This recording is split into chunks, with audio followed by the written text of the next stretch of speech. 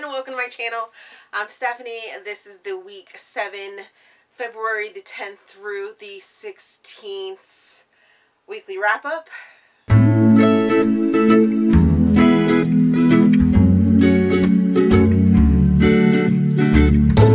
So week 7 of 2019, and this is the weekly wrap up. I'm going to do this as super quick as I possibly can because my husband is cleaning our house on the long weekend and he wants me to help, and I have not been very helpful because I have been in pain, but that's another story for another day. But let's get to what I read last week.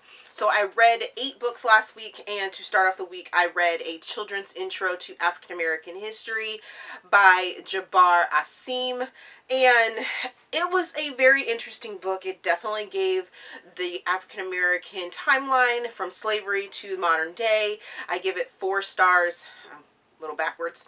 I placed this in middle grade. I did read it for Romance Genre-a-thon because this month is all about African American main characters and authors, so this book, you know, was entered, and there were 0 fans because there's nothing sexy about it. It's very much a non-fiction sort of story because it deals with the timeline and history of African American people in the United States. So there's that. The next book that I read was Twisted Romance, Volume 1 by Alex de Campi and various other artists or authors. I give this graphic novel 2.5 stars. 1 Steam fan. It wasn't all that great. It was a bunch of short stories that you kind of just were thrown into and then let out of, and it was just like, not my thing. I did read this for Contemporary-a-thon, and it has 12 different authors, 12 different stories in it. Some are graphic stories with comics or pictures that go along with it. Some are short stories, just words, and none of them really did anything for me. Next thing I read was Forget Me Not by Brenda Jackson. I placed this in Contemporary. I give it 4.5 stars. I give it 4 Steam fans. I read this as an ARC from NetGalley and also Read Bliss for my special project that I'm working on with them. And this follows Ashley and Ray. Ray we met in Love in Catalina Cove, and we get to go back to Catalina Cove. So you start the story off with Ashley and Devin, who is her husband. This story is definitely about the romance, but it's more about being a strong woman, and I just really enjoyed the story that goes along with it. It does deal with amnesia and how dealing with that can be a little sticky. The next book I read was Fire in His Kiss, Fire Blood Dragon #2 by Ruby Dixon. I place this in Paranormal Romance. I give it 4.5 stars. I give it 4 Steam fans, and I listened to it as an audiobook. I read this for Romanceopoly for the Warrior's Way space, and this book follows Doc and Sasha. Sasha fell off of Kyle in book #1 in this series, and Doc is the one that sort of saved her, and this is their story of how they were made it together. And this definitely goes deeper into the dragon lore that they are dealing with in dystopia Texas at this point, or Dallas, yeah, Dallas, Texas, after the post-apocalypse, after the rift happened where the dragons came and entered our world and our universe. And you definitely, I thought in the beginning of it I was going to be a little leery about it because I was like, oh, he's doing the mind thing, but it didn't continue on. I loved that Doc was more sophisticated than Kyle was, but it definitely, I enjoyed this one and made me want to read the next book as well. The next book that I read was Tempest, Old West #3 by Beverly Jenkins. I place this in Historical Romance. I give it 5 stars. I give it 4 Steam fans, and I listened to it as an audiobook. I read this for Romance Genre-a-thon for Black authors and main characters, for Romanceopoly, for the Memory Lane space, and for Contemporary-a-thon for the diverse read.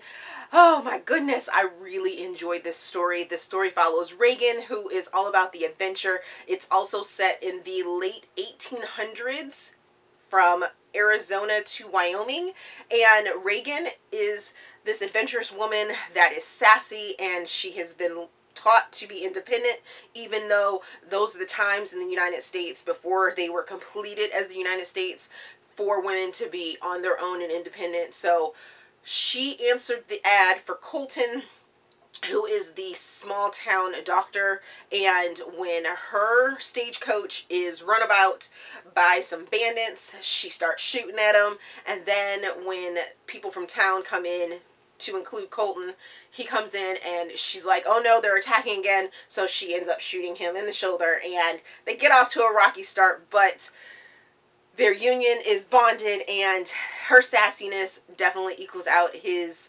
need for more, and I just really enjoyed this story, and can't wait to read more Beverly Jenkins. The next book that I read was Well Read Black Girl by Gloria Edim, and this is actually an anthology of short stories for different authors and artists that are black women. I give this, their author essays, I give this book 4 stars. 0 Steam fans because there really isn't a Steam about it. But I read it in physical and audiobook, and I read it for Romance Genre-a-thon, Contemporary-a-thon for Blurple on the cover, and the various artists and various authors that really give their in-depth look at why they fell in love with reading and why they fell in love with becoming an artist and an author, and it was just a really in-depth look, and they gave out some really good recommendations for other books as well. The next book that I read was Snowfall, a Slashes in the Snow story, prequel by M. Never, and this is an erotic short story. I give it 4 stars. I give it 5 Steam fans. I listened to it on the podcast of Read Me Romance, and this book follows Gerard, who is also known as Gambit. He is the president of a motorcycle club, and Kristen, who is a single mom. This is a older couple, so I really enjoy that aspect. They're very mature, they know what they want, they are established in their lives, but they still find that they have an attraction to each other because Gambit is a mechanic and Kristen has a vintage car that she needs worked on. I love that it wasn't just wham bam thank you ma'am, and then there is a hint, because this is the prequel to another story, that the characters that are their kids could possibly be in that next book, and I would love that if that happened. Then the final book that I read last week was Taming Him, which is Bishop Brother #1 by Kennedy Fox. I place this in contemporary. Give this book 4.5 stars, give it 5 Steam fans, and I listened to it as an audiobook. This book follows River and Alex. Alex is a Bishop brother. We met the Bishop brothers shortly in the Checkmate series, Courtney's brothers, and now we're getting their stories. Alex is the youngest brother, I believe, and he is very much a playboy in their small town where they ranch and everything like that. Well, he and his friend decide that they need to take a trip, and they take a vacation down to Key West for a vacation, and River is a nurse in a pediatric unit, and when she decides she needs to take a break from her stressful life as well, she goes to Key West and has a vacation, lo and behold, with her friend, and at the same time as Alex. They hook up and they find out that they're interested in each other. This is a secret baby, not really secret baby, because she does come and tell him, you know, what's going on. And it definitely has that whole trope that I know some people don't like. I absolutely love, of that whole, I was on antibiotics and my birth control didn't work. So just be fully warned about that. If that's a trigger for you, don't go into this book. But I loved every minute of it, and I look forward to reading about the rest of the brothers as well. Let's get on to what I am currently reading. I am currently reading The Last Letter by Rebecca Yarros. Whew, this book is putting me through the ringer, through my heart and soul. The first 10% of it, I was bawling and was done for, and I pretty much read it all yesterday. I had wanted to finish it before I did this video so that I could add it on as last week's read, but I didn't get it done because either this book is super chunky or it is just that emotionally draining on me that I'm taking my time reading this book, and it's taking me that long to read it. I am about 60% into it, and I just, this book follows Ella, who is the sister to Ryan, who is a special operator, and he has a best friend that needs something, needs a connection, needs someone in his life. Well, Ella starts writing pen pal letters to this young man named Chaos, and they build a relationship.